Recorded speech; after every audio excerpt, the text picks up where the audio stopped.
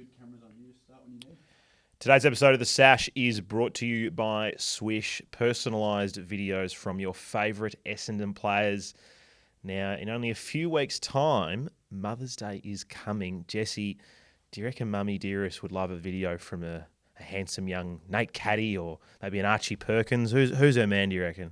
Oh, she loves a dread. Yep. Loves dreadlocks. I think Kako could be the man. Ooh, yeah. What are you going to get him to say? Jesse's a good boy and he's very appreciative for all you do for me. Maybe just him actually saying how much he loves my mum. Yeah. Pretending like he knows her. Like, I love you so much, mum. Yeah. And, you know, you're the mum that I never had. I wish I had a mum like you. Yeah. You're the best. You make such a great shepherd's pie. Yeah. Wish I could be there on Mother's Day. That's very funny. That's very funny. Well, listeners and viewers, you can get 10% off any video from Swish, from all the amazing Essendon players who are on there. If you use the code TheSash at checkout, you get 10% off. So swish.com, you can find that. Let's start the show.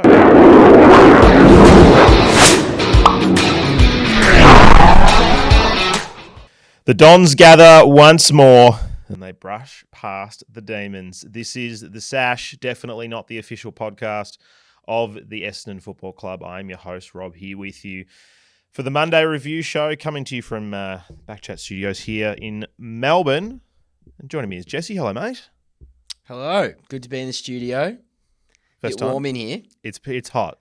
It's hot. I don't think we were expecting when building the studio that it was going to be 28 degrees in April. Nah.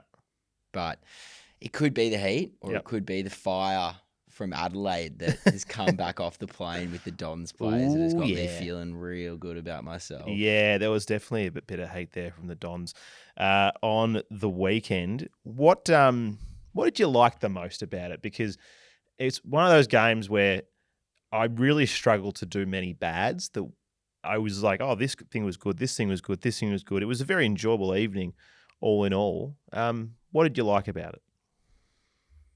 Sammy Draper. Yep. Loved all the South Australian boys, really. I wish we played there more often because we've got a few in the leadership group and they all played really well. I mean, Red Dog had such a good game. Drapes, albeit got absolutely smashed in the hit-outs. I don't know if I've ever seen a more one-sided hit-out, in particular to advantage game, but nonetheless, he was so big around the ground. And I think that's what I was really impressed about, because the reason Max Gawn has been a great ruckman for so long isn't just because he's been a hit-out merchant. He's been a dominant force around the ground. And the around-the-ground battle, I'm very comfortable saying that I think I think Sam was better. Max was probably better at the stoppage, but Sammy was awesome around the ground, took that big mark on Gawney. And so good. How good was that? He's took a couple really crucial contested marks. And in particular, his ball use was so good. He hit 2 targets inside forward 50. Wow. They were drop punts. It's insane. They weren't mongrels. Yeah, it was so good. For me, the thing I liked the most about the win was the fact that the Dees had a crack and came back and we didn't wilt. I think the Dons of old and in previous seasons would have had that comeback occur. And I think they got it back to about 10 points there at one stage. And I think that's where we would have gone, oh, no, we're just going to lose it here. But they responded, and they responded in fashion. And, you know, it's the two wins in a row where it's been the last quarter performance that's really put the icing on the cake. It's great. Unexpected, not what we're used to, but professional. And probably the most professional performance I've seen from the team under Brad Scott. And the closest to what you can see of a game plan resembling. And, geez, the defense was good. They were really solid. For a group who've been under siege, particularly in the earlier weeks, I thought they were really good. And it was everyone. Like they all stood up and did their job. Guys like Jackson Pryor, who we've been He's been so good the past couple of weeks. Yeah, like we've been really critical of him on this show. And look, let's be frank, he had a pretty poor start to the season, but that was easily the best game that he's played so far for us. Ben Mackay was back to his form. Zach Reed continue on from where he was last week. Ridley just did what he did to the point that I barely even noticed him, which is sometimes a good thing. You're just like, he's just not doing what he has to do. Archie Roberts we'll get to. McGrath was good at times as well. It was just a nice, solid team performance, albeit against a team who were absolute poo. And I think we're all very aware of that. So I think let's enjoy the win. Let's salivate on it. Let's focus on us, not on Melbourne. Exactly. Let's focus on us. Focus on us. We've also, I think what's important is also this week, and try not to get my head of myself, we also came up against another side who are yet to win later this week. So let's enjoy us and celebrate that, because we'll face some tougher opposition in coming weeks, and we might be a bit more dark and a bit negative depending on the results. So let's enjoy this. Yeah. Let's be happy about it. Now, one more thing before we get stuck in. Now, Jolie was meant to be here with us tonight. He's unwell. The flu has got the best of him, but he sent me all of his notes. So I think what I'd like to do is whenever we bring up a particular subject or a player, I might just read out Joel's thoughts on this. Nice. So you mentioned Draper there, so I'll do that first. So you said Draper being a target on the wing and presenting well, and also kicking quite well. He hit 2 ups from their back line on the wing the first 5 minutes. Love him being a presence. The contested mark he took in the second quarter, then quick turn and kick, moving to the men's third, was excellent. So and like that from Joel.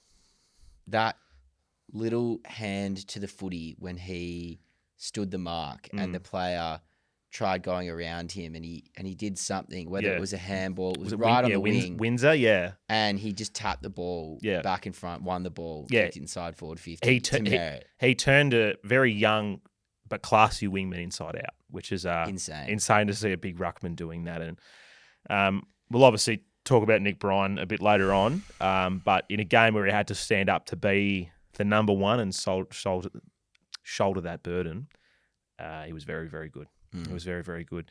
I'd like to give you a good, and I had this thought on Saturday night whilst I was enjoying a few pints at the Great Northern Hotel, where this is a particular time of year for Essendon and for the AFL. We're living in what I refer to as the Setterfield Equinox. So there's a month of the season, month of the year where, Mercury might be in retrograde, Uranus might be doing some things. Yeah. And then it's a full moon. Full moon. For the whole month. It's a full moon, and then suddenly Will Setterfield's fit and he's in the team to play some footy. And some years it lasts for 2 months, some years it's just 1 month. But we are now back in a Setterfield Equinox, and it's very, very good, and I really enjoy it. We usually get a lot of our season's wins when we're in the Setterfield Equinox. Yes, exactly. I'd actually like to look back on our win percentage with the Equinox occurring. Yes, because it would be quite high. Yeah, and look, when he's fit and he's firing, obviously helps when you're going up against a similar paced midfield and some pretty like players for him to go on. It really worked out well, but he was tough at the contest. He was very composed when he had the ball and just looked like a real seasoned player in what is still a pretty inexperienced side. And, I mean, Brad alluded to in his press conference where, year one of Brad, it was a lot of Shield and Setterfield. And this was a bit of a repeat of that. But, yeah, Will in particular I was really, really happy for because he's just one of those guys that when you're on a 1-year deal, every game matters so much for your future. And, he's not super old. I think he's only 27 or 28. So, if the Equinox lasts more than a month, things might be the year. This could be the year. We could have a year-long Equinox. I would say watch out competition. Yeah. If we've had the year-long Will Setterfield Equinox. But, look, we spoke in length about him in the preview show on Thursday and just super happy for him. I mean, our team does look much more competitive with him in there. And I mean, the benefit that we have against a team like Melbourne, they don't really kill you on the spread. No. They're quite slow and it suits. And that is also something that we need to pat the coaches on the back for, is that selection decision to bring him in for the purpose of adding that extra grunt. I believe he's in the very first centre bounce. Viney got the ball and he was just on his back. He ended up getting flipped off his back. But that type of effort in middle, it's a bit contagious. And a good for me would be just the overall pressure for the game. Yep. The pressure rating was really high. We made them earn every possession. And look, they did butcher the ball inside forward 50, but they were under a lot of pressure most of the time. It's not like they had 5-10 metres in front of an Essendon player. Someone was constantly hot in the hammer. And, you know, if you're an AFL footballer, I think there was maybe 1 or 2 times they went inside forward 50 and butchered it completely under no pressure. But all the other times were pressure. And that's a big hallmark of our game now. I believe I said it to you on Thursday. It's really what he's building the game plan around. Definitely. But what was different was that whether it be Melbourne, people will, again, look at Melbourne and say they've been the worst team at moving the ball from their defensive 50 to their forward 50. But we were setting up the ground really well defensively behind the ball, even at times where we would turn the ball over in the corridor on our forward 50, which is the Essendon absolute danger spot. Yeah. And for most teams, it is a bad spot to turn over the ball. It would almost, they would have nowhere to go. And we set up the ground so well defensively. And I don't know what I boil that down to because it hasn't really been, you know, something that we've seen at all, really. And they talk about coaching it over the last 2 weeks with the bye.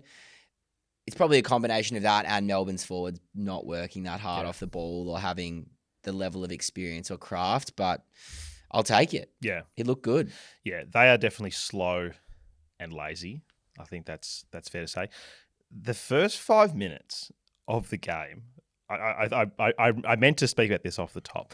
The first 5 minutes of that game could be the worst 5-minute passage of AFL football you ever watched, where it was just like Essendon player kicks it to Melbourne player, hack kicks it to Essendon player, and then back and back. And I was watching at the pub with a few mates, and like we started laughing as it went on. Eventually, you know, we got our hands on it and I think we kicked it behind. But that opening minute, I was like, well, I was right. This is going to be a crap game of footy. Bottom of the, it seemed very much like a bottom of the table clash, but we turned it up a bit and I would say showed people still laugh about it being a terrible game, but I don't think we were that bad. I thought we were pretty clinical when we had the ball and our disposal was really good. We hit up that short target running forward on almost every occasion. We hardly bombed long. There was definitely a coaching directive to not have the players kick the ball long, and that's not something that we've seen for a really long time. There was a lot of plays presenting at the ball carrier, a lot of patience on the wing, waiting for that option and then biting it off. I mean, it's amazing what happens when you're not under pressure and you're feeling mentally on top, and that's what confidence does. And it would be fantastic to see if we can continue building this confidence, not just against West Coast next week, but see how long we can ride the train for. Oh, God. Oh, no. Which brings me to my next good. Okay. I wanted to hold this off till later in the show, but by all means.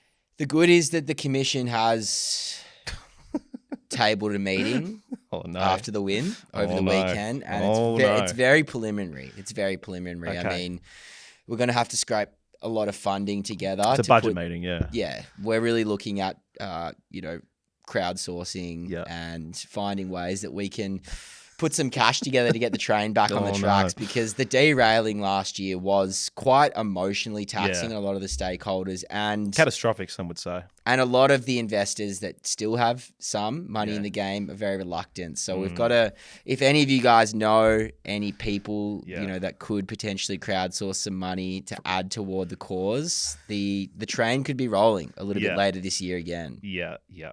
If any Monopoly men who like to build trains want to get involved on Jesse's train. Particularly if you're wearing a top hat and you have a walking stick. Yeah. It's very much obliged. Yeah. I completely forgot what my next point was that I was going to raise. The train does that. You derailed me. That's what the train does. My thought process. It very rarely gets to its destination. No, I remember now. Where was I at? Okay, so the play you alluded to before, and it was about taking time off the ball and being patient. And Sardell Hawley had it on the wing, waited, got called to play on, then beat his man, hit Perkins in space, and then Perkins had the vision to go, oh, there's 3 men, and hit Hobbs.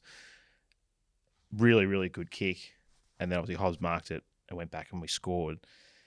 It was funny because a mate who I was with, a neutral supporter, was watching the game. He was just like, oh, geez, Melbourne's pressure's so bad that they're doing that. And I was like, well, it's funny you say that, but do you remember how we played at the very start of Brad Scott coming in and how we played that incredibly cautious way of playing? And and we won some games like that. We batted a lot of teams out of their position. And I was wondering that. It's like, if there is a 5-year plan or whatever it is about building the game, like, was that like, all right, this is game plan 0 when there's nothing on, just this is where we are, and then we're going to build and build and build this, because it was funny. I remembered when we played them last time at Adelaide Oval, because we did a lot of that footy where we were really patient with it, and it exposed a team who just weren't prepared to work, because suddenly we had men out in space and we kicked a goal from it. So I'm not sure what the answer to that is and whether it is something, but it's not something that's done enough, particularly by the Essendon Football Club, but just generally, I don't think enough AFL football teams play possession. Not at the moment, no. It's a very fast-paced game right now. It's all about spread and running carry. And I don't understand why. I mean, if you're up by a few goals and you're just taking a little bit of speed out of the game, you're taking a breath. You see in soccer how regularly teams in defence will just pass the ball around in triangles to each other to then draw a man up, and then they find the opening. Yeah. It made sense over the weekend, and a massive good for me was Nick Martin.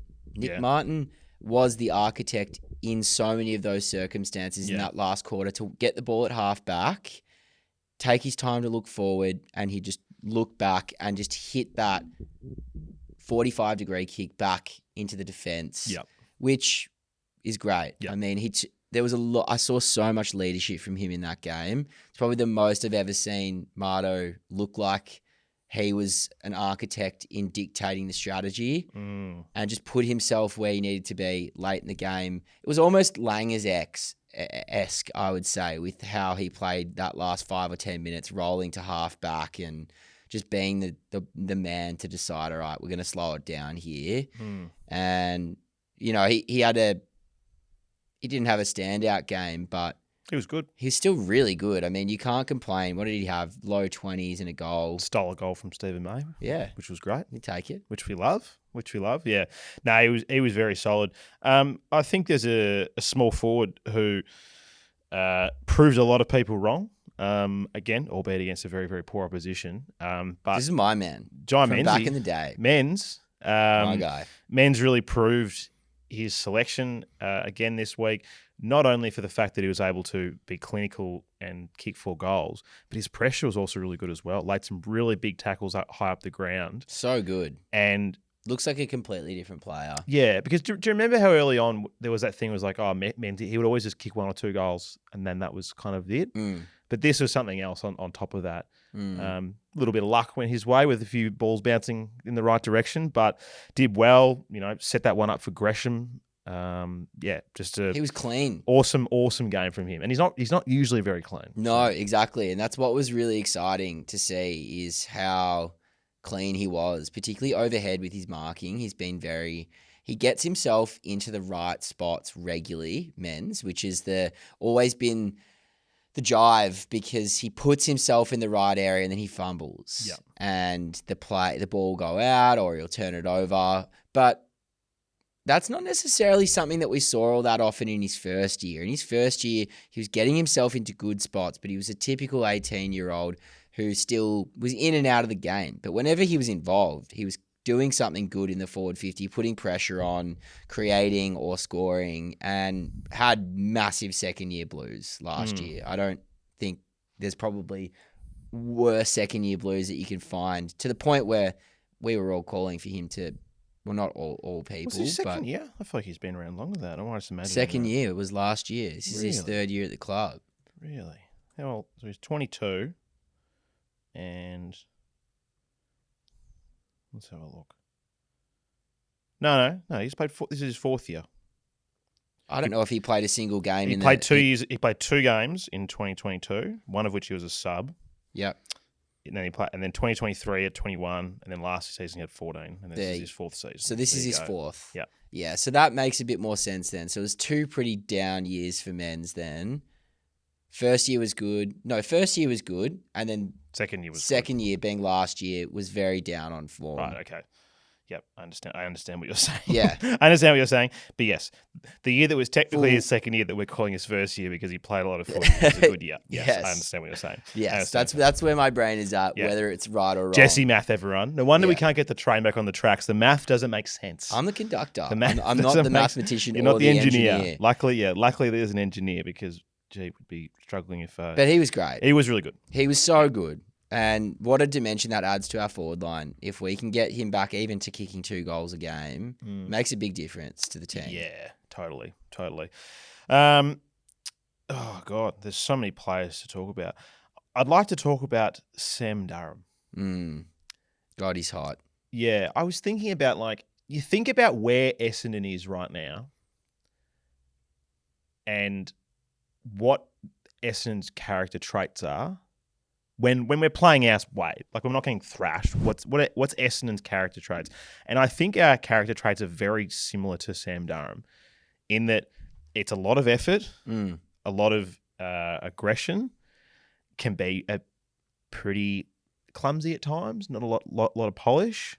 But right now it seems that the foundation of what we're trying to do is just about effort upon effort upon effort. And it was really personified by the chase down on track, which put him off. There was an absolute gimme goal, and then suddenly was a behind. Yeah. No, he was awesome. Even a few smothers. There was that incident where Mardo, he was a little bit late on Fritsch, and the 50 got paid, and Trent Rivers came up to Mardo and pulled him to the ground. And then you see all the Essendon players around the contest. There's probably 10 players, and guess who's at the bottom on the ground? Does. Yeah. And that's heart and soul. You'd love to see it from him. But the thing about Does that is just electric is when he gets the ball in the corridor and he does those 50 to 60 meter runs, he looks so good. I don't know if there's a player in the AFL that looks better running more elegantly than Does. He's like he's a Rolls Royce. He's like a Josh Kelly-esque in the way that he runs the field. Looks good. Long levers. And he doesn't seem that quick, but he's pretty quick. Yeah. And you love him. He's just that, he's got the dog in him, and he is getting more polished. He is. He definitely is. He definitely is. Like, that wasn't like a sort of me sort of potting him. It was just sort of being like, look, he's still a pretty raw player, but he is improving a lot. And yeah, you mentioned people flying the flag. It does seem like there's a little bit more buy-in for that at the moment. Massively. Like, I feel like Brad Scott's the kind of guy who's just like, if we need to give him a little bit of a, we'll do that. Yeah. Gresh loves getting in the bottom of those packs as well. Gresh is always in there. It's great to see because you wouldn't really see too much of that from him at the Saints, but it goes to show Scott's building a culture of that. And another good that I have, someone who is a bit of a bash brother and had his best ever game for the club, was Ben Hobbs. I tell you what, it's going to be very hard for Elijah Sardis to get back into the team if Ben Hobbs is playing like that. Yeah. That's a true dog of a midfielder game. Yeah, he was quite good. Like, he spent a bit of time forward. Had I think a few stints there at the centre bounce, but not a great deal. Was often sort of pushing up at times, but then also just being in a pretty handy sort of half forward position. Which do you reckon he's playing half forward? I feel like he did roll through the midfield quite a bit. He did a bit. Like, I went back and looked at the numbers today, thinking that like he was at a lot more of those centre bounces, but he wasn't at that many. I think he was there for 4 or 5. But yeah, that's not many. But he was able to push up. He was able to be there as part of that rotation. And this is the thing, like, his natural position is to be around the ball more. And, you can get lost at half forward. I think a lot of players can, particularly in hard games, but this obviously wasn't that hard with Melbourne's lack of pressure. But that's what we want from him. That's what we want from him. You want to have a selection headache. And, if he's playing well, if the Equinox continues, if Dylan Shield is fit and firing, he was hit. That's really going to take off now. If he the also, Equinox. if he also played well, then, these are the hard questions. You got to.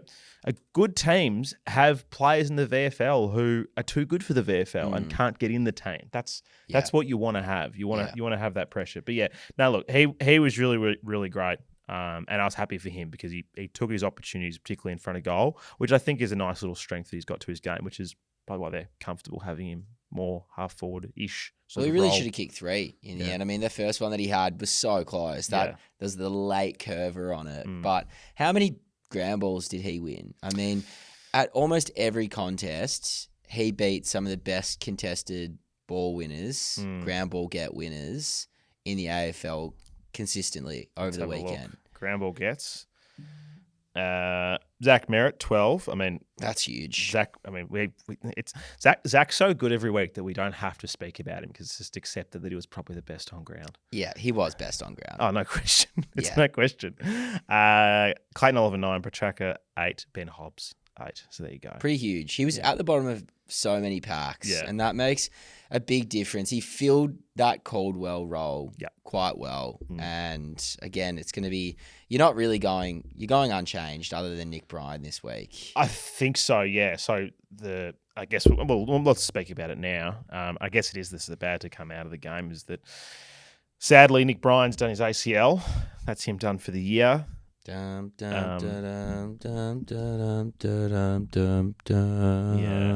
it sucks. Sad times. Real sad times. It's like 2 guys in 2 weeks that we've lost to an ACL, which is pretty devastating. And particularly for him, he's obviously worked so hard to crack the senior side, and now he's kind of got the position himself, and then that happens. And he looked better than Drapes did against Gawn in the actual ruck tapping contest. Yes. He was getting in front of Gawn. He won a few. It'll hurt not having him. Yeah, it'll definitely hurt. A lot of pressure comes on Draper now and makes his story this year even more interesting because he's a free agent. The expectation is that he's going to stay and wants to stay, but he's going to have to shoulder a lot of this load now. We're going to have to bring another forward. I think Peter Wright played VFL on the weekend, so that's my expectation. Unless we roll the old gold out. Bit of old gold. I was going to say. Bit of old gold. I reckon old gold almost gets a look in over Wright. Surely you play Peter Wright. Sure you play Peter Wright to get a bit of confidence up against West Coast, kick some goals, and then Pete can go into Anzac Day. I don't think so. You're not going to roll old gold into Anzac Day, are you? Yeah. You are. If you're Brad Scott, you're rolling in old gold over Peter Wright. He was best on last week in the VFL. I was at Coles yesterday, and you know how you know how like at the end of the aisles they'll put the basically the shit that's not selling, and they're like, oh, it's on discount. Don't tell me the old gold. There was like Surely a whole I don't know what the term is for one of those units, but there was a whole unit of old gold, and I stood there for a good 10 seconds, and I was like, oh, almond, dark chocolate, regular chocolate. What'd you go for? I went the almond. Almond dark chocolate. I think so. I'm a big almond chocolate guy. I like an almond ice like chocolate ice cream. I quite like that. We need to get old gold. Old gold. Somehow we need to talk to Goldie's marketing team and just say, look, we're not getting anything out of this other than Goldie coming on and eating a block of old gold on the show. Old gold. But get old gold. Yeah. Holding shit up in the supermarket. Yeah. Maybe I should get down to training with a block of old gold and see if he'd take a photo with it. Oh, God, that's good. Yeah, but he probably wouldn't like that. So your thoughts are Peter Wright gets a look in I think a so. week after an ankle injury. Yeah, I think so. But do you want him in or do you prefer old gold in there? Because then we become lumberjack forward line. Yeah. And potential bomb at long forward line again. Because I don't think old gold rests in the forward line. I think old gold is on the bench. And he rucks. Yeah. And then Drapes is rucking and forward when old gold is on. Yeah. I guess I'm just of the hope that there is a future where Peter Wright plays good footy again. And I guess I'd like to believe that that's still a thing. I still believe that Goldie can get back to his best. I can't believe this. I want to live in a future where Goldie is back to prime levels. But in all seriousness, all taking the piss aside, I Yes. agree with what you're saying Yeah. with Wright. Yeah, I think to make a more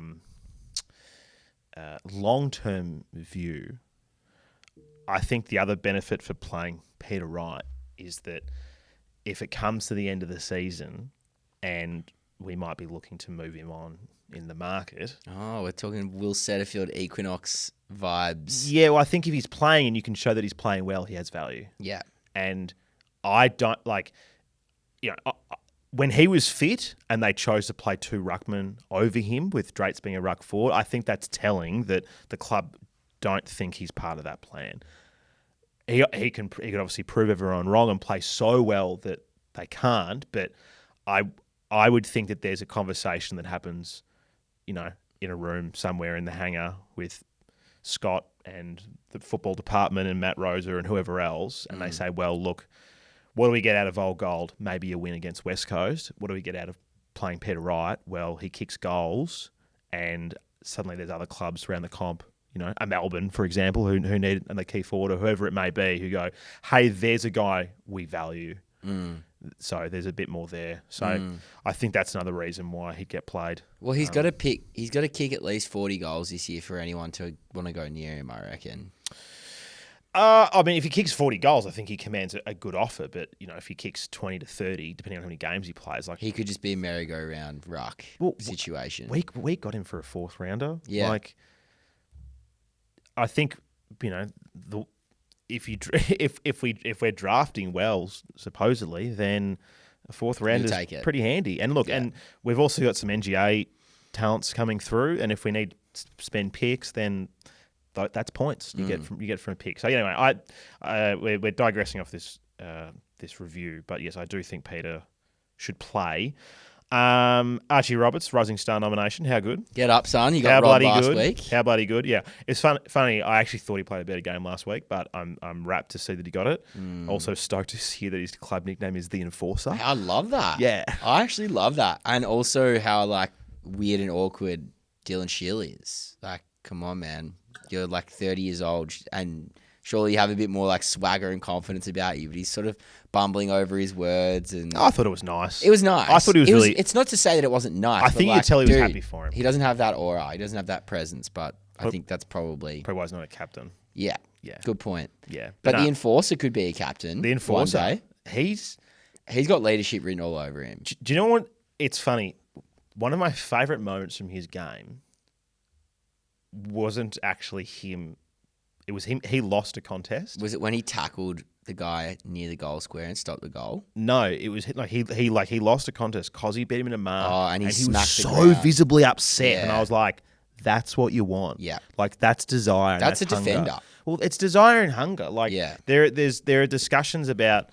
I listened to another podcast. It was a year or two ago, and they were talking to the list manager of their particular club, and he was talking about how one thing you have to look for in players is that hunger and desire. Because there are some players who are just happy to get the paycheck and are happy to be AFL football, but there are some people who just have that feral desire. They're competitive, and those sort of emotions is a sign that he might be one of those type of players. I mean, definitely, and we haven't seen many of them over the years. My favourite moment was when late in the third quarter, the Demons were about to kick their 5th goal unanswered, and I think there was a drop mark inside the forward 50. Yep. It bounced out, and Pickett picked up the ball and had 2 or 3 metres by himself and was running into some of our defenders, and then out of nowhere, off the frame, you just see Roberts come in, and it was a goal-saving tackle.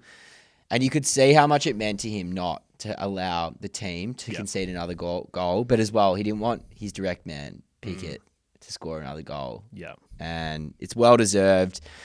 He gives very much Ben Hobbs' first season, second season vibes, just has that heart and soul about him. He's obviously much cleaner with his ball disposal, and just generally speaking, seems like he's got a really good head on his shoulders. I feel like he has more composure and experience in terms of where to put himself than a lot of other players that we've seen play many more games wearing the sash. So I wish him all the best and, yeah, keen to see more Arch. Yep, absolutely love it. I reckon we do some votes. I think we need to talk about Shield first. Did we 14 speak about Shield? disposals in the first quarter. Yeah, he was awesome. 14 in the first quarter. He was awesome. And he lowered his eyes and looked so good hitting up some of those kicks. He went missing a little bit in the second half, but he did his job in the first half. He was massive. Yeah, he was. It was, Couple it was really- very Dylan Shield of old. And Zach Reid. Yeah. Best game he's My played man. for the club. He looks so good. How good did he look? He took the piss. He absolutely took the piss. Yeah, it was good to see. Yeah. I think, just the whole collective of defenders was He got in the zero hanger, which doesn't mean a whole lot maybe to a lot of people, but they put him in their team of the week it's at fullback, full back, which you'd love to see. which we absolutely love to see. I'm just stalling for time here. And his as I try and kicking get was something so ready. good as well. Some of the kicking out of defence, you actually saw a snippet of what everyone at the club talks about. And just having Ridley, Roberts, Redmond was really good with his kicking. McGrath was pretty good with his kicking. It becomes... Are we undefeated when Ridley and Mackay play together? Mm-hmm.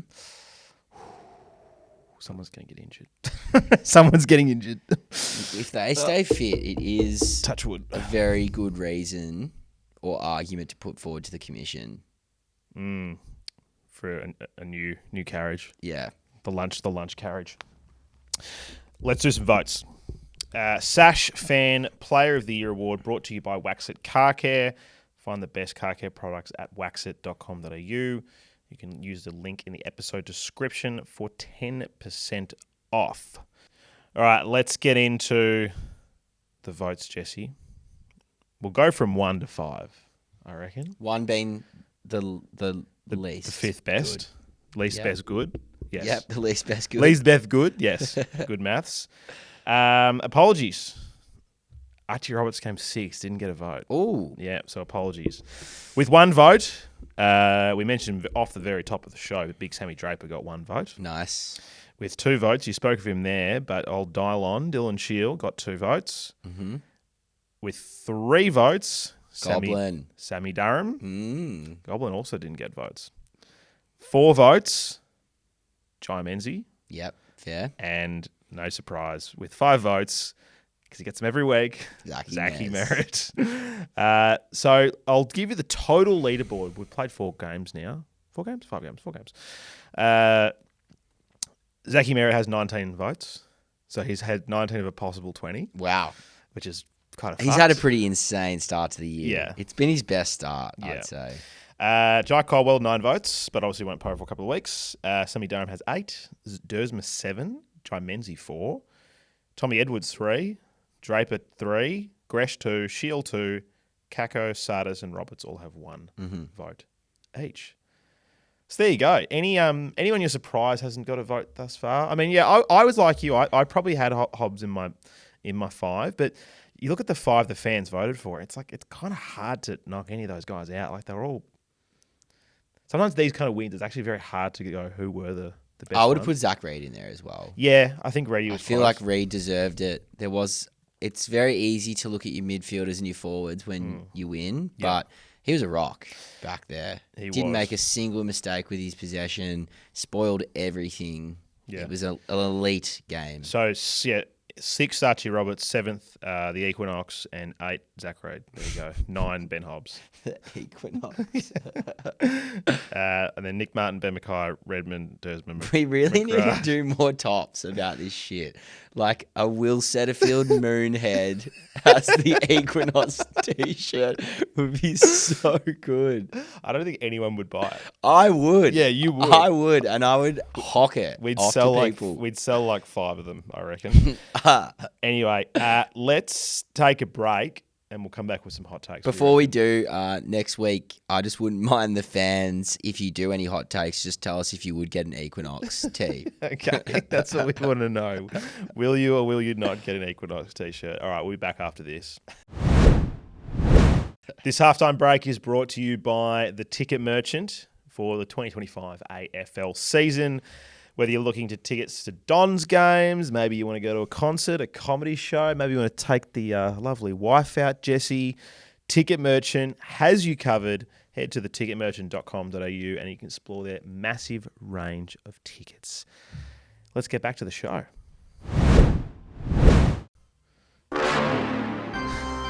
Dees, death guard, implosion, knee injury, future first. That's right. Melbourne lost again. Yay! Woohoo! Let's go. Yeah, we did do that last week because I didn't want to moz it, but we beat them. Now they're 0-5. So, how good.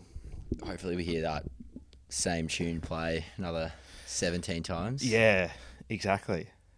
It's funny. If we lose to West Coast, then we technically hold the first draft pick. That's so good. Isn't that wild? Bring it on. Isn't that absolutely wild? All right, let's do some hot takes. Let's play the hot take sting. Let's hear it, everyone. Thanks, Rob. It's that time of the week where we get some totally rational and well-adjusted opinions onto the pod. On the Sash, it's Hot Takes. Hot takes. That's right. Hot takes is here. And they're hotter than ever. They are hotter than ever. A lot to get through today. I bet. A lot to get through. I had one of those, like, I don't know about you. Do you ever have those work days, come home, you're exhausted, and you're like, gee, did I actually get much done today? I feel so tired, but I got much done.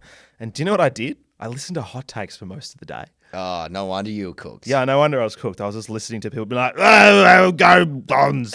And those are just the ones I sent through. So, all right, let's start with the Seymour sex symbol. Geez, Melbourne suck. But geez, we suck. Fucking draft hall, here we come. Bring it on. I like it. Max from Tulla. Thank you, Max. Just want to say, boys, I hear a train going. It's not that airport rail loop. It's Jesse's train. We're on. Up the plains. Oh, Here we go. Sounds like some crowdfunding sources are Oh, there we go. getting excited. Yep, he might know a few magnates who have some money. Bring it on. We need it. I love the term magnate.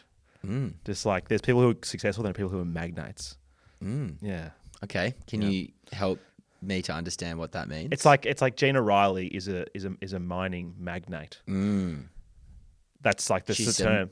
I just like the Do you term reckon magnate. do you reckon there's like a distinction or it's a synonym of magnet? Magnate, a wealthy or influential businessman or woman. Okay, there you go.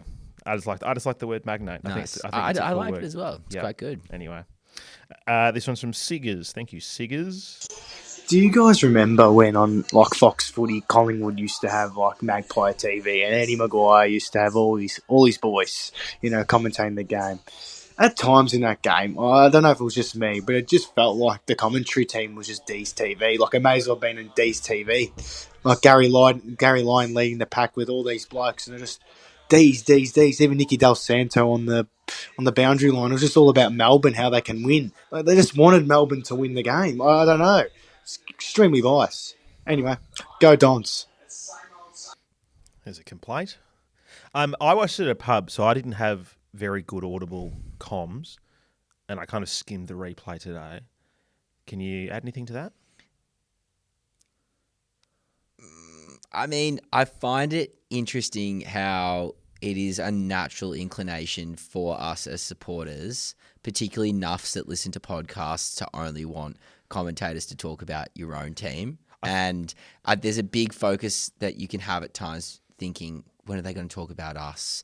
But at the same time, we suck. And when teams play bad against us, the focus is not on us playing well. It's on them playing badly. And until we are proven, people won't want to talk well against us because it makes them look like idiots as well. Yeah, I think there's two things to this. One is the narrative of Melbourne being shit is more interesting than us beating Melbourne. I think that is just a more interesting narrative right now. Mm-hmm. Part two of that is I think also when you are watching your team, you are naturally just a bit more fired up, a bit more on edge, and I think commentary gets to you more. Like I've got a lot of mates who love their footy, and I'm in plenty of footy group chats, and like the amount of times that I'll be watching a game and someone be like, "Oh, how annoying!" Blah blah blah. This commentator, and I've watched the game and been like, "I think they've been fine," but because it's their team, they're really just like into it. They need something to bash. Yeah, but no, I understand where he's coming from there. This is Jai Menzie, the Oath Keeper. Hey Neil, Jai Menzie here, mate, from the Dons. Just want to wish you a happy 40th, mate. Hope you have a great one on the weekend. Your footy years might be behind you, but hopefully I can kick a snag for you in the next game, mate. Appreciate it. Maybe this week we send him a swish telling him Neil's in the hospital. Thanks for keeping your promise, Jai. Go Dons. Neil, I don't understand that part.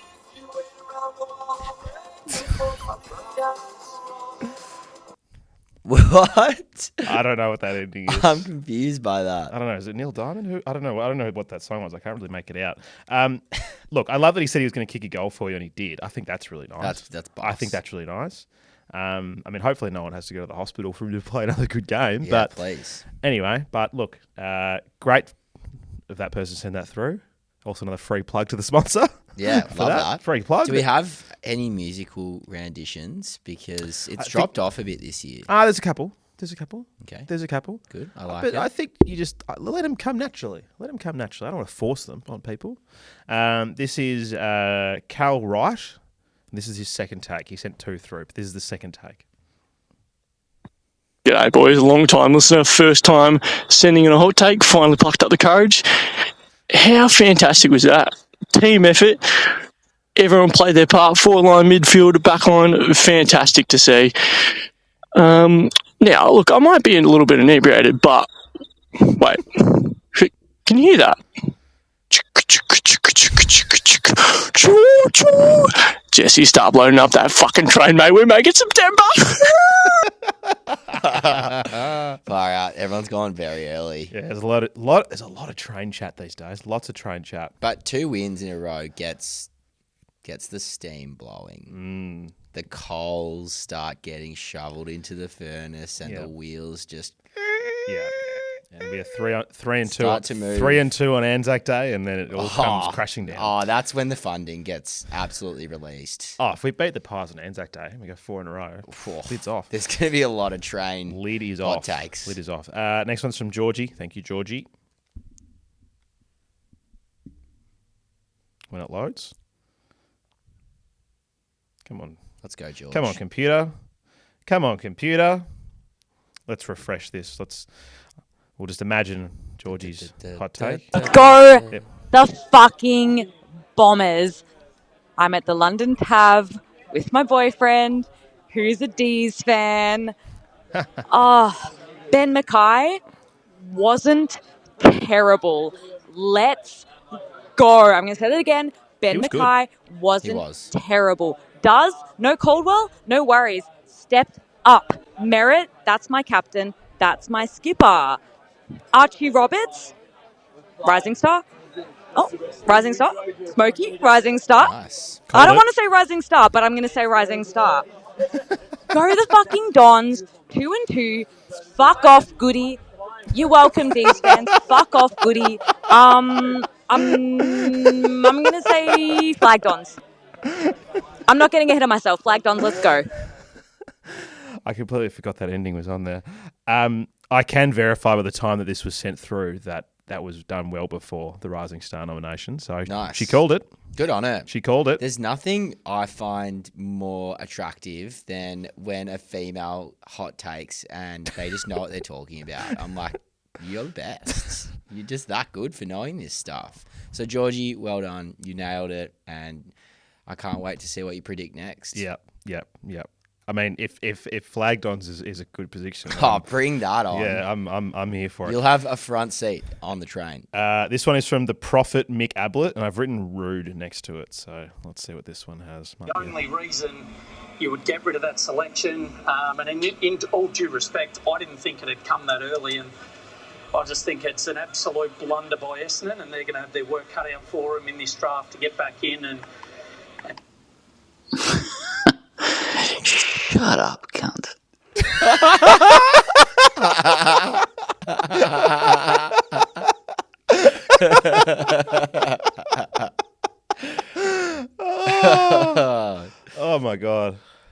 was good. That's too funny. Really good. Short, sweet, and good. Too funny. That is too funny. Next one is from Jono. Thank you, Jono. Can the fucking planes? You built it.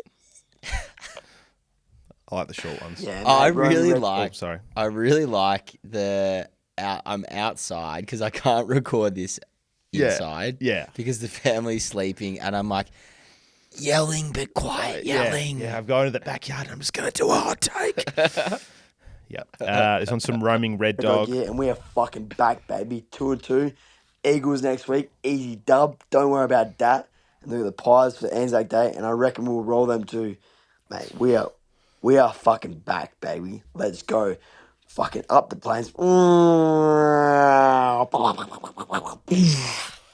Up the fucking plains. I love a bit of plane action. Nice. Yeah. Speaking of planes, we've sold out of planes caps, the old ones. We've still got some beanies left. If people want a planes beanie for $20, yeah, they're good. There's about 20 of them sitting behind Daniel in a tub over there. Mm-hmm. So get them before they're gone. Because the Equinox beanies are going to be absolutely stealing the Equinox beanies. No, we've got the planes 2.0 stuff coming. Just waiting for some things to be finalised, but exciting times. We're finally, after 10 years of me trying to do this, going to have stubby holders. I keep being like, can I have stubby holders? And they go, yeah. I'm like, where are the stubby holders? Why don't we have them now? But apparently I'm actually going to get them this time. Great. So, keen for that. This is from William Drapesphere. This will be good. At gather round, the demons came, all brand, no bite, all shirt, no game. No love, no fight, no fire in the flood. We stained our sash in demon blood. A big club, please. They've got few fans, and mostly in suits in the members' stand. Now 2 wins in a row after a nasty start. The AFL was shown the plains have heart.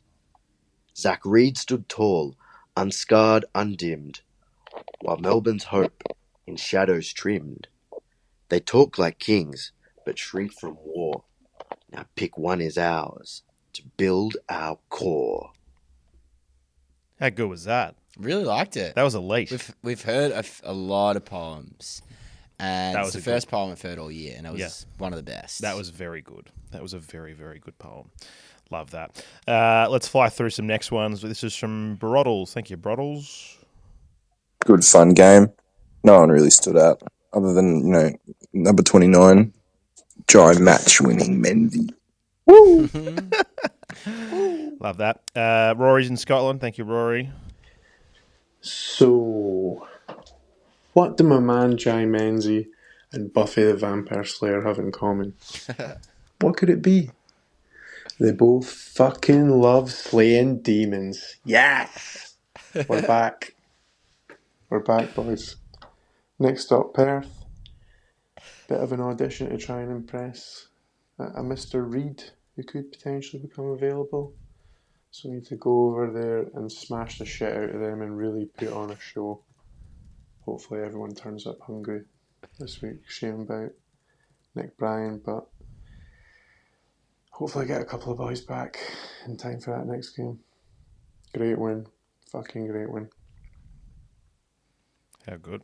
Heart and soul. How good. Love the man. It's been a long time since I've thought about Buffy the Vampire Slayer, though. It's been a long time since that's... It's been about 2 weeks since I thought about Rory, and that's far too long. It's been about a minute since I've thought about Jai Menzie. Next one is from, speaking of Jai Menzie, this is from Jai Menzie's number 1 fan. Wow. Looking back on when we first met, I cannot escape and I cannot forget. Menzie, you're the one, you still turn me on. Dons are fucking good again. Woo! Nice. Love that.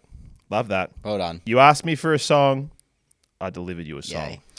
All right. Ben Mackay's burner account. Can we give Ben Mackay his props, please? He was an absolute general last night in the back line, and everyone knows he's the whipping boy of the club, but he was great last night. Beautiful. great when playing on Van Rooyen. Yeah. No, look, it's good though. But I think it's he was good. I'm being hard on him. He was good. He was definitely good. You got to build form somewhere. And Correct. if it means you have to build form playing bad teams, then you do it. You beat the bad teams, you build some form, and then when you play a good team, hopefully you can deliver. Yeah. So you got to start somewhere. Love that. A couple more to go. Dave Wright here. Hello, boys. Dave here. First time hot takes for the year. Just want to say, how good is it on a Sunday waking up with a win on a beautiful day in Melbourne? Let's be honest, probably two bottom six sides playing each other, and Melbourne are putrid. But was glad to see the boys stand up when we were challenged in that third quarter, and they put 5 goals on in a row. I probably think in the past we might have capitulated, but to their credit, the lads dug in and pushed on, and it was really good to see some of the lesser lights standing up. Menzie, who would have thought he'd be our top goal scorer for the night? Great hands. Really impressed with Archie Roberts' game. Solid, unflappable, and I love the fact he's got a bit of mongrel in him. Sheila had another good game. He's a tank. And Reed and Hobbs, they really, I thought, showed a bit last night too. And I didn't think Pryor did too bad. I think he's maybe growing into the spot. So, another good win. Onwards to West Coast, our Hoodoo side. And it's a bit of a bugger that we keep getting these sides that 0-5 and something to prove. So let's hope we can just do the job, knock them off and come home with no more injuries. Up the Plains. Isn't that very true? The last 3 or 4 seasons that we've versed West Coast, it's been off the back of their worst performance of the year. I remember when we versed them at Marvel last year, it was similar. They'd been belted by about 140 points or something ridiculous like that. I don't think it was that bad against Carlton, but they look. It was the lowest contested possession game they've ever had as a club. Wow. And it's the lowest any club in AFL VFL history's ever had. Well, since the league started in more than 5,000 games. Well, when you drop Tim Kelly, that might happen. Let's fly through these last couple. Jesse's plane train. Here we go. Hey guys, a long time listener, second time hot taker. Do you think I'm wrong for being bullishly excited about the future? We've got 2 first round picks this year. We've got the 2 academy kids coming through. The young guys we have look like they're going to be stars. Sam Draper looks to have learned how to play football. I genuinely think we're maybe less than 8 years away from winning the final. I'm pretty excited. I'd say you're right, pal. And I'd say the most logical thing to do would be to mortgage all your assets for grand final tickets for the next 10 years every year. Just to make sure you're going to be there. So 2033, that's the year, isn't it? Yeah, 2033 apparently is what my missus has been saying. 2 to go. We'll end strong, and then I've got a little surprise for you here, Jesse. This is Garrett from Canada. Boys, how we doing? Nice little win. Fuck the Dees. Give us that top draft pick. I'm just calling to say I got to apologize to Zach Reed. I'm sorry for calling you out when the Canadian, who doesn't really know the sport as well as everyone else, should keep his mouth shut sometimes. Also, Jai Menzie, I'm sorry for delisting you from every video game that you've been a part of. Again, Canadian aspect. Like, look at McGrath, we don't really know what to do out there. Up the Plains. Someone's playing AFL football games over there in Canada. Yeah, by the sounds of things. Definitely. I think there's a new one coming out next year. I wonder if it's going to be as shit as all the other ones. Oh, God. Yeah, don't start me. I don't think you can mechanically make that game not with the game. Not with the budget that they have here in Australia. No. I don't know if you even could with a good budget. Can you? You probably could. If they put the amount of money they put into FIFA into an AFL game, I'm sure it would be good. Yeah. But, yeah, I don't know. Let's wrap it up with one of our dear favourites who always comes in very timely with the last hot take. I always send this. He always send them last. It's always right before the show. This is the lurker. This one's for all those Menzie haters out there. Who's in your head, in your head? It's Menzie, Menzie, Menzie. 4 goals, 4 goals. goals. He's in your head. He's in your head. Manzy. Yo! Go Plains. Nice. Can't quite hit those high notes, but that was very, very good. Well done. Well done, Lurk. Very, very good. Now, Jesse, we were discussing Jai Menzie and Buffy the Vampire Slayer.